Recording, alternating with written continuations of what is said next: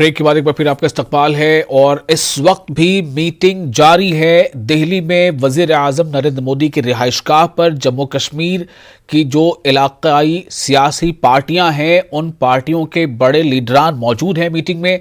इनमें फारूक अब्दुल्ला भी हैं, उमर अब्दुल्ला भी हैं, महबूबा मुफ्ती भी हैं, रविंद्र रैना भी हैं, अल्ताफ बुखारी भी हैं, यूसुफ तारिगामी भी हैं और महबूबा मुफ्ती भी हैं। और जैसी कि खबरें अभी आ रही हैं कि वहाँ तमाम जो 14 लीडरान मौजूद हैं, यानी 8 सियासी जमातों के 14 लीडर वहाँ मौजूद हैं जम्मू कश्मीर से वज़ीर आज़म की रिहाइशगाह पर। उन तमाम को बारी बारी से उनको वज़ीर आज़म ने सुना है, उनकी राय जानी है। और सबको ये मौका दिया गया है कि वो क्या सोच रखते हैं जम्मू कश्मीर के फ्यूचर कोर्स ऑफ एक्शन के हवाले से। चूँकि ये आपको फिर से एक बार याद दिला दें कि 2019 में 5 अगस्त 2019 में जो इक़दाम मरकज़ की जानिब से किए गए थे जम्मू कश्मीर में, 370 की बात हो या 35A या फिर जो स्टेटहुड को लिए जाने की बात थी, जो इक़दाम था और यूनियन टेरिटरी बनाए जाने का इक़दाम था, उसके बाद से लगातार वहां जो सियासी अमल है वो बिल्कुल एकदम वो रुका हुआ है, एक डेडलॉक जैसा है। वहां पर जो भी इंतखाबात इस दौरान हुए उसमें खातिर ख्वाह वैसी जो उम्मीद की जा रही थी लोगों के पार्टिसिपेशन की या तमाम सियासी जमातों के पार्टिसिपेशन की, वो देखा नहीं जा सका। जो डिलिमिटेशन का प्रोसेस था उसमें भी वहाँ की इलाकाई सियासी जमातों ने बहुत उसमें अपनी जिम्मेदारी या अपनी हिस्सेदारी नहीं निभाई, एक तरह का प्रोटेस्ट था उनकी तरफ से। लेकिन आज जो मीटिंग हो रही है ये पहली बार है 2019 5 अगस्त के बाद कि इतने बड़े पैमाने पर तमाम जम्मू कश्मीर के सियासी जमातों के लीडरों से, जिसे हम कह सकते हैं ऑल पार्टी मीट, अभी इस वक्त जारी है वज़ीर आज़म की रिहाइशगाह पर। जो हमें खबरें मिल रही हैं उसके मुताबिक हर एक लीडर को वज़ीर आज़म सुन रहे हैं और बहुत जल्द उम्मीद की जाती है कि ये मीटिंग से कुछ बातें सामने निकल कर आएंगी, मीटिंग का इख्तिताम होगा और कुछ अच्छी बातें सामने आएंगी।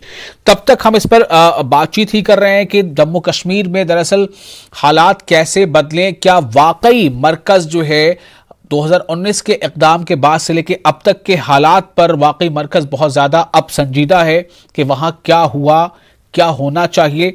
इस हवाले से सलमान निज़ामी से हम ब्रेक से पहले लगातार बातचीत कर रहे थे, कांग्रेस के नुमाइंदे हैं। सलमान, मैं फिर से आपके पास आ रहा हूँ। अहम दिन तो वाकई बहुत है, अहम लम्हा है, ख़ासतौर से जम्मू कश्मीर की आवाम के लिए जो वहाँ जम्मू कश्मीर में इस वक्त मौजूद हैं या कहीं भी दुनिया के किसी भी हिस्से में जम्मू कश्मीर की आवाम है लेकिन वहाँ मौजूद हैं, किसी हिस्से में हो दुनिया के, सबकी नज़रें इस वक्त टेलीविज़न पर लगी हैं कि क्या वहां पर निकलकर बातें सामने आती हैं जिस तरह से। लेकिन एक बात यहां पर सलमान आपसे कहना चाहूंगा कि जो गुपकार वाली जो बात है, ये जो डेलीगेशन था जिसका क़याम ही जो है इस मकसद को लेकर हुआ था कि 370 का रिवाइवल चाहते हैं वो PAGD। पहले ये बात थी कि सबका एक मुत्तहिदा नुमाइंदा के तौर पर फारूक अब्दुल्ला जो है वो मीटिंग अटेंड कर लेंगे। फिर बात आई कि नहीं, सब लोग फर्दन भी जाएंगे और गए भी, सब लोग मीटिंग में शामिल हैं। क्या इससे एक स्टैंड जो है कहीं ना कहीं जम्मू कश्मीर की आवाम का वो कमजोर होता है या फिर ये मजीद बेहतर है? इस पर आपकी राय जानना चाहूंगा।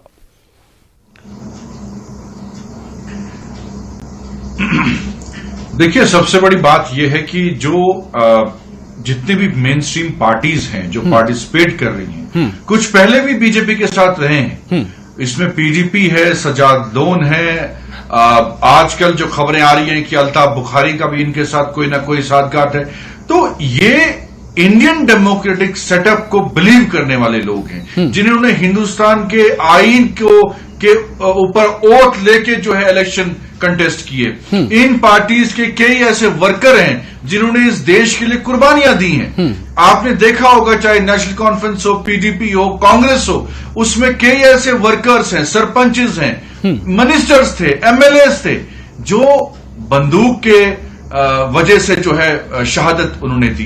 तो इस वक्त जो है वाजपेयी जी थे, बीजेपी के थे लेकिन साहब हमारे वजीर आजम थे, वो भी जो है डायलॉग के थ्रू जम्मू कश्मीर की आवाम, वो तो इतने उसमें चले गए कि वो हुर्रियत से भी बातचीत करने के लिए तैयार हो गए और हुर्रियत के कई लीडर जो है दिल्ली तक पहुंचे और अटल बिहारी वाजपेयी के साथ बातचीत की। और पहले तो यही सिलसिला चल रहा था। जिस तरीके से जम्मू कश्मीर में माहौल 2 साल से, जी बिल्कुल, जो बातचीत इसका हल है। आज देखिए इंडिया एक पार्टी बन चुकी है जो कतर में तालिबान की जो नेगोशिएशंस में एक रोल अदा कर रही है। तालिबान के साथ आप बातचीत कर रहे हैं और यहां जो अपने लोग हैं, जो मेन स्ट्रीम लीडर्स हैं, जिनकी पार्टियों ने हिंदुस्तान के लिए कुर्बानियां दी हैं, उनसे आप बातचीत नहीं कर रहे थे। ये तो हम पहले दिन से कह रहे थे, इनको जेलों में मत कैद करिए। आप मौका दे रहे अपने दुश्मनी मुल्क को कश्मीर में एजेंडा या प्रोपेगेंडा फैलाने का। आप इन लोगों से बातचीत करिए, इलेक्शन करवाइए, जमहूरी निजाम जम्मू कश्मीर में कायम करिए। जो जम्मू कश्मीर के अवाम को लगता है कि हमारी नौकरियां छीनी गई, हमारा रोजगार छीना गया, हमारे हकूक छीने गए, हमारे पास जो कुछ था वो सब छीना गया, आपने हमें स्टेट छीन के यूटी में डाल दिया।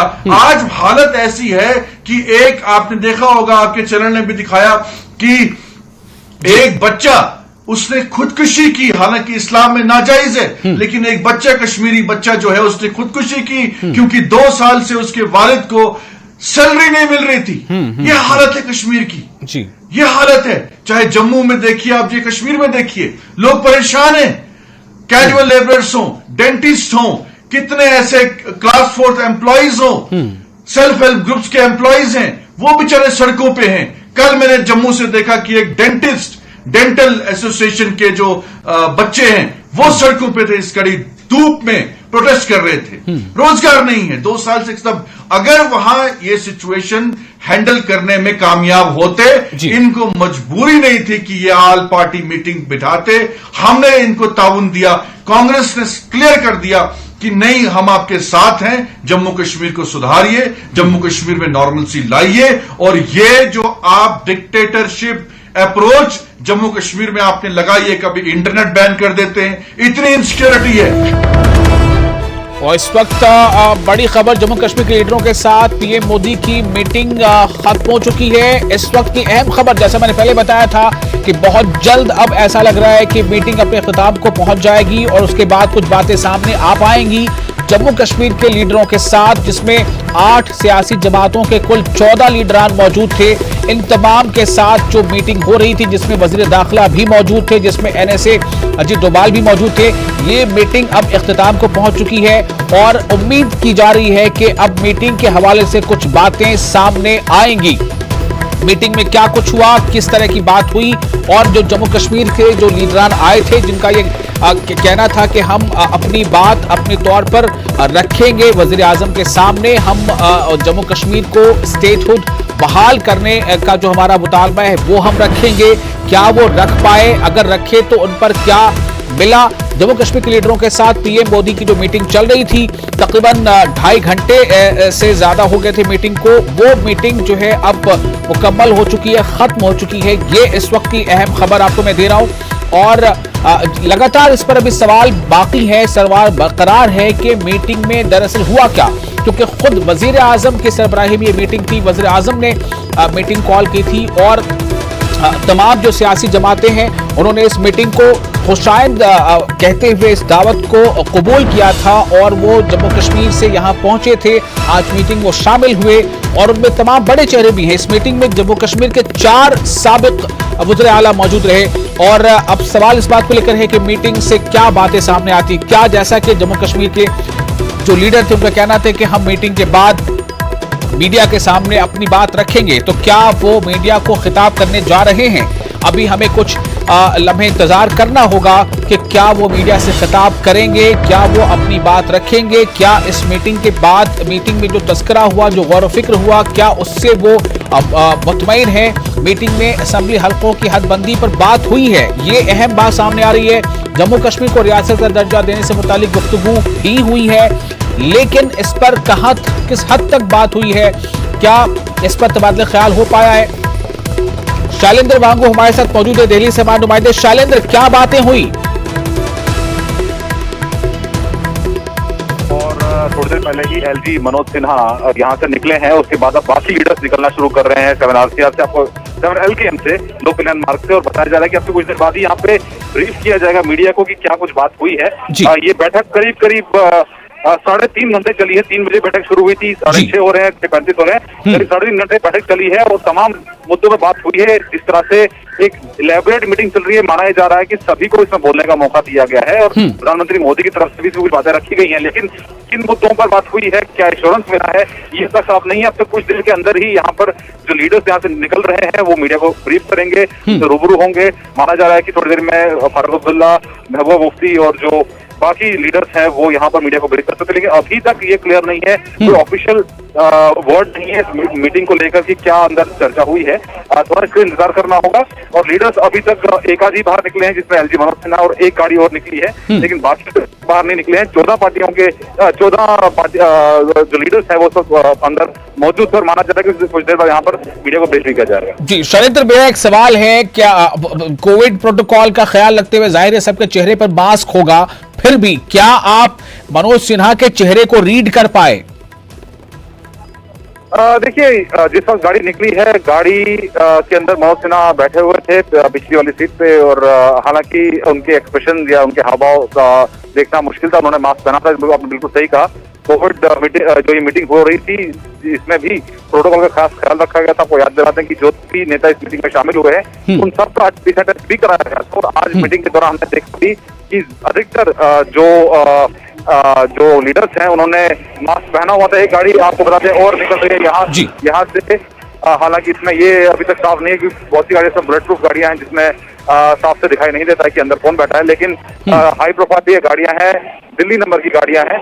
तो माना जा रहा है इसमें यहाँ तारिक अहमद साहब निकल रहे हैं। तारिक अहमद साहब हम देख पा रहे हैं, तारिक अहमद साहब जो स्पोक्सपर्सन है पीएचईडी के, वो अभी भी गाड़ी से बाहर निकले हैं। तो अभी निकलना शुरू है। माना जा रहा है कि थोड़ी देर बाद ये क्लियर हो पाएगा कि मीटिंग में क्या कुछ चर्चा हुई। जी शैलेंद्र, मैं आपको इस वक्त छोड़ता हूं ताकि आप कुछ इंफॉर्मेशन कलेक्ट कर पाए। मैं रुख करूंगा इस वक्त मनोज का हमारे साथ, हमारे जो जम्मू कश्मीर के एडिटर इस वक्त मौजूद हैं रास्त। मनोज, मीटिंग खत्म हो चुकी है, जैसा अभी शैलेंद्र ने बताया कि मनोज सिन्हा को निकलते उन्होंने देखा है, यूसुफ तारिगामी को निकलते उन्होंने देखा है। 3 घंटे से ज्यादा ये मीटिंग चली है। जाहिर है इससे ये पता चल रहा है कि जैसी बातें की जा रही थी कि जितने लीडर जम्मू कश्मीर से गए हैं सभी को बारी बारी वजीर आजम सुनेंगे, और शैलेंद्र ने भी बताया कि लगभग सभी को यह मौका दिया भी गया है और सबकी बातें सुनी है। क्या मनोज, क्या उम्मीद की जाए अब फिर से चूंकि मीटिंग खत्म हो चुकी है, जाहिर है इस बारे में अभी ब्रीफिंग होगी, लेकिन उम्मीद क्या की जाए मनोज? देखें विशाल, जैसा कि हम सुबह से कहते आए हैं, क्योंकि मीटिंग का कोई एजेंडा नहीं था, लेकिन जो बज़ाहिर दिख रहा था उसमें ये लग रहा था कि जो पॉलिटिकल प्रोसेस है जम्मू कश्मीर के अंदर उसको दोबारा एक जहत देने की कोशिश की गई है, उस पर बात हुई होगी। साथ ही जो डिलिमिटेशन कमीशन की जो कवायद हमने देखी पिछले दिनों में, जो हदबंदी का जो जहाँ असेंबली कॉन्स्टिट्यूंसीज हैं उनकी हदबंदी कैसे की जाएगी उसके बारे में बातचीत हुई होगी। और जैसा कि शैलेंद्र बता रहे थे कि सभी जो लीडरान हैं उनको मौका दिया गया है, जाहिर है कि मौका देना था, इसीलिए ये मीटिंग लंबी चली है। तो जो लीडरान हैं उनके बयानात की बुनियाद पर हम ये कह सकते हैं कि उन्होंने किस तरह की बात की होगी। हालांकि अंदर मीटिंग के अंदर क्या कुछ रहा, उन्होंने किस अंदाज में बोला या किस तरीके से अपनी बात रखी, लेकिन ये कहा जा सकता है कि जो मजमूई तौर पर जो जितनी भी वहाँ पार्टियां थीं तो सबका एक मत था, सब ये चाहते हैं कि जम्मू कश्मीर को रियासत का दर्जा दिया जाना चाहिए। तो जाहिर है कि उन्होंने ये मसला उठाया होगा वज़ीर आज़म नरेंद्र मोदी के साथ। और साथ ही एक यहाँ पर हमें कुछ इनपुट मिल पा रही है मनोज, थोड़े मोटे तौर पे है, ब्रॉडली है, लेकिन मैं चाहूंगा कि मैं आपसे भी शेयर करूं, अपने नाज़रीन से भी। खबर ये आ रही है कि जो फोकस रहा है मीटिंग का जो फोकस रहा है वो कैसे रेस्टोरिंग डेमोक्रेसी, एक तो ये है कि जमहूरियत को कैसे रिस्टोर किया जा सके, तरक्याती अमल को कैसे रफ्तार दी जा सके, स्किल इंडिया पर फोकस रहा है। सेंटर ने यानी मरकज ने पार्टियों से ये बातें कही हैं।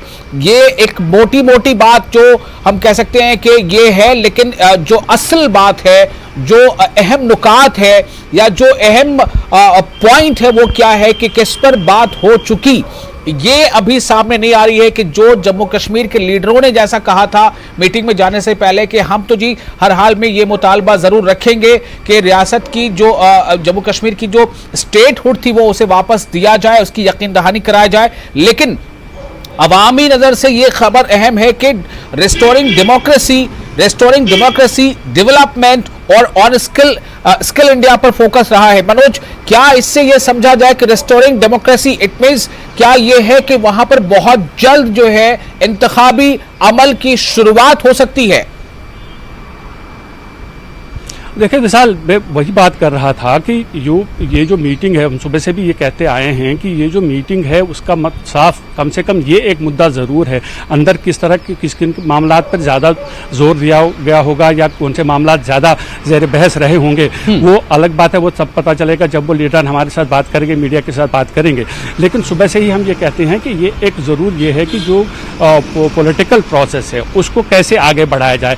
रेस्टोरेशन ऑफ डेमोक्रेसी, जैसा कि मैं अभी पहले जिक्र कर रहा था, रेस्टोरेशन ऑफ डेमोक्रेसी जब हम कहते हैं तो उसका मतलब है कि चुनाव के बारे में बात होगी। जब चुनाव के बारे में बात होगी तो उसका एक प्रीकर्सर ये है कि जिस तरह से डिलिमिटेशन कमीशन पिछले कई दिनों से काफ़ी एक्टिव हुआ है, जो असेंबली कॉन्स्टिट्यूंसीज जम्मू कश्मीर की हैं उनकी हदबंदी का जो प्रोसेस चल रहा है उस पर बात हुई होगी, जो जैसा कि अभी आपने कहा कि जराए से ये मालूम चला है।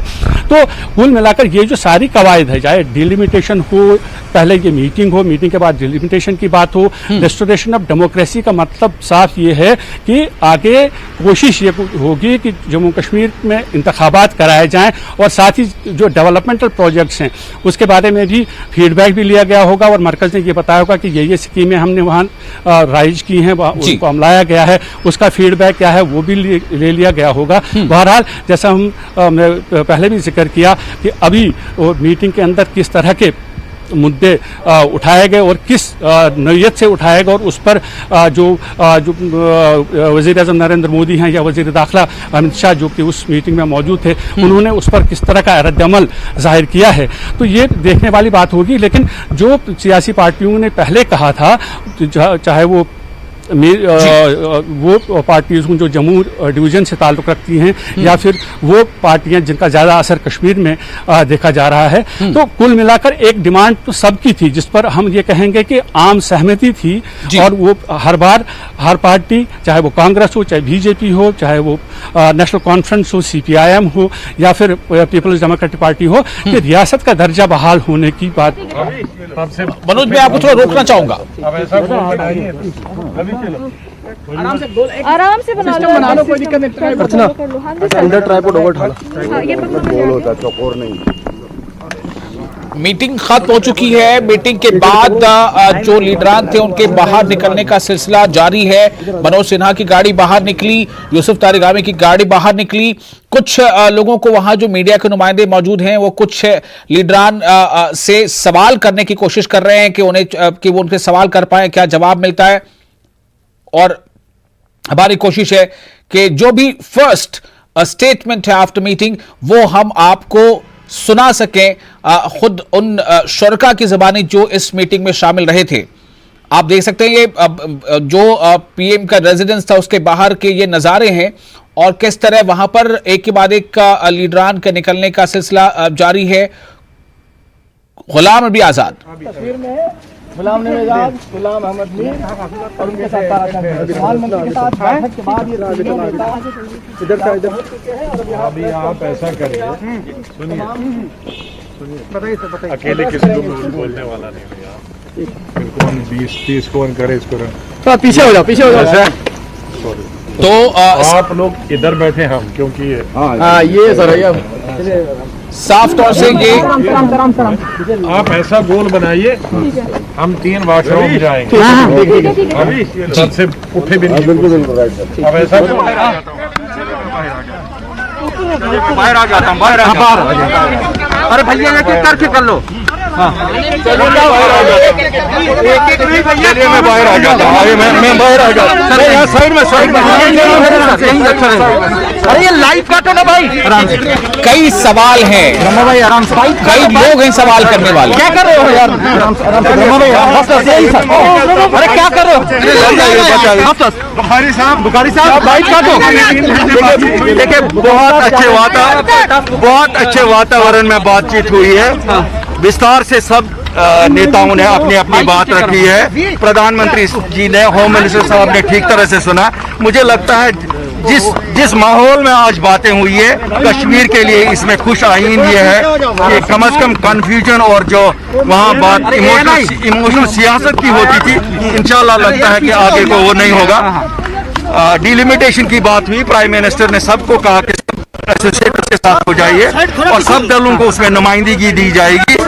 और उन्होंने ये भी कहा कि जो ही वो कंप्लीट हो जाएगा उसके बाद ही प्रोसेस शुरू हो जाएगी, इलेक्शन की प्रोसेस शुरू हो जाएगी।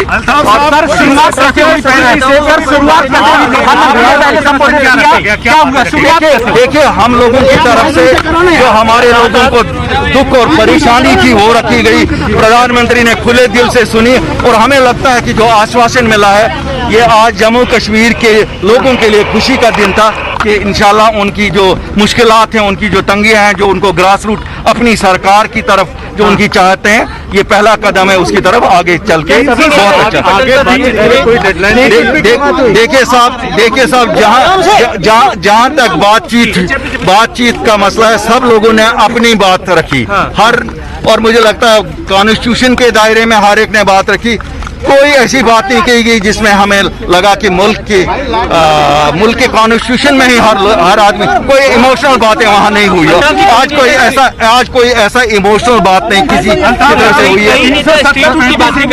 वो सुप्रीम कोर्ट में है तो उसमें क्या बात होती, तो बात उठाई। देखिए, दुख तो हुआ 370-35 से जिस तरीके से हटाया गया, दुख तो हुआ, उसकी शिकायत तो जरूर की लोगों ने, लेकिन जो सुप्रीम कोर्ट में है उसका तो सुप्रीम कोर्ट ही फैसला करेगी।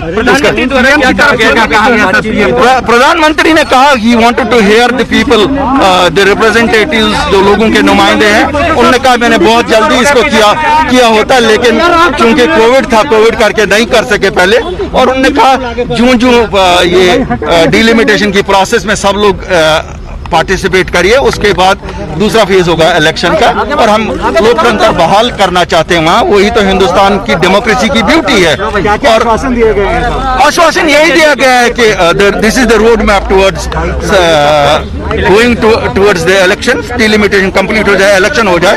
और कहा स्टेटहुड वी आर कमिटेड, वो भी बहाल करेंगे, टाइम आने पे वो भी बहाल करेंगे।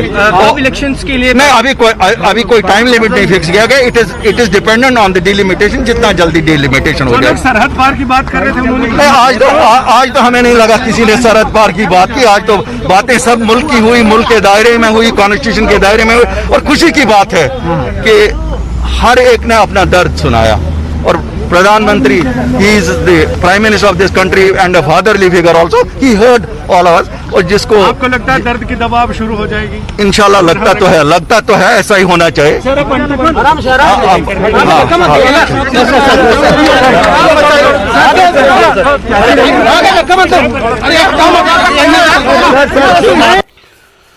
तो एक एक करके तमाम लोगों का बाहर निकलना शुरू हो रहा है। मीडिया के नुमाइंदे उनसे सवाल कर रहे हैं। मोटे तौर पे जो बात सामने आई है उससे सिर्फ यही बात सामने आई है कि आज इस मीटिंग में खास तौर से डीलिमिटेशन के हवाले से बात हुई है और बताया यह गया है कि डीलिमिटेशन जो है वो पहला स्टेप है। अल्ताफ बुखारी ने भी कहा है कि बहुत अच्छे माहौल में बात हुई है। अल्ताफ बुखारी ने भी इस बात को कहा है कि डीलिमिटेशन के हवाले से बात हुई है। तब दफा 370 का मामला सुप्रीम कोर्ट में ज़ेरे समाअत है, इसलिए उसके हवाले से कोई बात नहीं हुई। जम्मू कश्मीर की 8 पार्टियों के 14 लीडरान मीटिंग में शामिल हुए थे, तो डीलिमिटेशन को लेकर बात हुई है।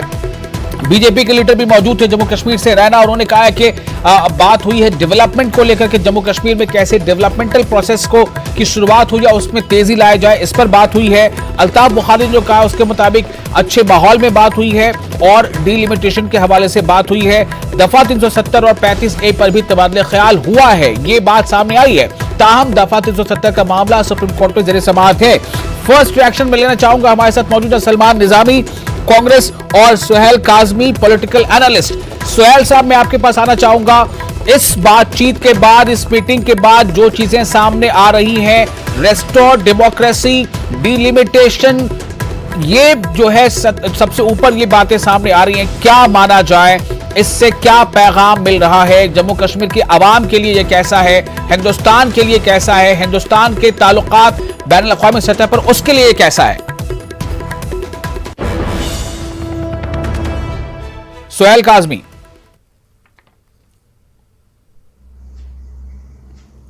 सोहेल कादमी साहब को मेरी आवाज मिल पा रही है? कि ये लोग 14 के 14 जी जी हाँ जी हाँ जी, मेरी आवाज आ रही है? हाँ बिल्कुल आ रही है। आपने मेरा सवाल सुन लिया हो तो जवाब दें प्लीज। पहले तो जी देखिए, पहले थोड़ा रोकना चाहूंगा आपको, इस वक्त सज्जाद गनी लोन को सुनते हैं। सर आपकी बैठक कैसी रही? सर हिंदी में भी बता दीजिएगा sir please. But he was responsive to every single point that was raised. Was there a point raised about speaking to Pakistan as well, because PDP had expressed that? Well, that PDP, I don't speak for PDP. No, but was it raised in the meeting? Madam, that you can ask her, not me. So how many? So everyone spoke about restoration of full statehood. Restoration of full statehood. It was the majority of the people. Overwhelming majority. और गुलाम नबी आजाद दाएं side Tara Chand ji हैं जम्मू से, ये x deputy CM रहे हैं कांग्रेस की तरफ से। तो आज जो मीटिंग हुई और हम तीनों ने जो कांग्रेस की तरफ से जो बात की है, बहुत सारी चीजें हमने बताई कि किस तरह से स्टेट डिसॉल्व हुई है, वो नहीं होनी चाहिए थी। इलेक्टेड रिप्रेजेंटेटिव्स थे, उनसे पूछे बगैर किया गया। लेकिन अंत में वो तमाम चीजों के कहने के बाद हमने 5 बड़ी मांगें सरकार के सामने रखी। एक बड़ी मांग थी कि स्टेटहुड जल्दी देना चाहिए। हम लोगों ने ये बताया कि भाई सदन के अंदर गृह मंत्री जी ने भी और प्राइम मिनिस्टर ने भी ये आश्वासन दिलाया था हमको कि हम स्टेटहुड बहाल करेंगे एक समय पे। तो हम लोगों ने कहा कि अब समय तो आ गया है, सब इलेक्शंस वगैरह हो गए, बीडीसी डीडीसी इलेक्शन हो गए और अभी शांति भी है, सीज फायर भी है, बॉर्डर भी शांत है। तो इससे ज्यादा कोई अनुकूल समय नहीं हो सकता स्टेटहुड ग्रांट करने के लिए। ये हमारा मांग। हम लोगों ने ये भी मांग की कि आप कहते हैं कि लोकतंत्र को मजबूत करना है, अब आपने पंचायत के इलेक्शन किए, जिला परिषद के इलेक्शन किए, तो ऐसा कैसे हो सकता है कि विधानसभा न हो? तो इसलिए विधानसभा का इलेक्शन भी तुरंत करना चाहिए, डेमोक्रेसी को बहाल करना चाहिए। तीसरी चीज हमने बताई कि बहुत बड़े जमाने से हमारे डोमिसाइल, हिस्टोरिकली डोमिसाइल रूल्स थे। जमीन का तो हमारे महाराजा के जमाने से था, 1925 के जमाने से, और बाद में नौकरी का भी था। तो केंद्रीय सरकार को ये गारंटी देनी चाहिए कि वो भी जब बिल लाएगी तो उसके साथ हमारे जमीन की गारंटी, और जो लोकल मुलाजिम हैं, IAS IPS वो तो आते रहेंगे, तो हर स्टेट में है, वहाँ भी आते रहेंगे, लेकिन जो एम्प्लॉयमेंट की अभी तक हमारे साथ एक सुविधा थी, वो सुविधा की गारंटी देनी चाहिए। फिर हमने कहा कश्मीरी पंडित जो हैं पिछले 30 साल से वो बाहर हैं, बहुत सारे, जम्मू में भी हैं, कश्मीर में भी हैं कुछ, लेकिन अधिकतर बहुत बड़ी संख्या जो है वो बाहर है।